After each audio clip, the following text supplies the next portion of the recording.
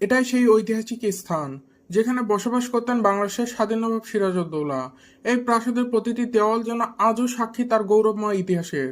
গোপন এই সুড়ঙ্গ যুদ্ধ ও বিপদের সময় পালানোর একমাত্র রাস্তা ছিল। 1757 সালে পলাশীর যুদ্ধ। এই যুদ্ধই বদলে দেয় বাংলার ইতিহাস। বিশ্বাসঘাতকতার শিকার হয়ে পরাজিত হন নবাব সিরাজউদ্দৌলা। পরবর্তীতে তাকে বন্দী করে নিয়ে আসা হয় এই স্থানে, যেখানে নির্মমভাবে হত্যা করা হয় বাংলার এই তরুণ নবাবকে। মীর জাফরের বিশ্বাসঘাতকতা আর ইংরেজদের ষড়যন্ত্রে শেষ হয়ে যায় বাংলার স্বাধীনতা। শেষ অধ্যায়। আজও এই স্থানটি ইতিহাসের এক তরুণ স্মৃতি হয়ে দাঁড়িয়ে আছে। মুর্শিদাবাদের বিখ্যাত কাঠগোলা বাগানবাড়ি নবাবী আমলে বিলাসিতা আর সৌন্দর্যের এক অনন্য নিদর্শন। নবাবী আমলের এই পুরনো জিনিসপত্র, তলোয়ার, মুদ্রা, অলংকার সবই বহন করছে এক সমৃদ্ধ ইতিহাস।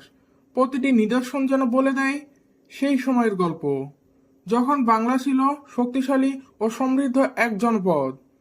আজও এসব নিদর্শন আমাদের মনে করিয়ে দেয় নবাব সিরাজউদ্দৌলার গৌরব আর বেদনার পরিণতির কথা।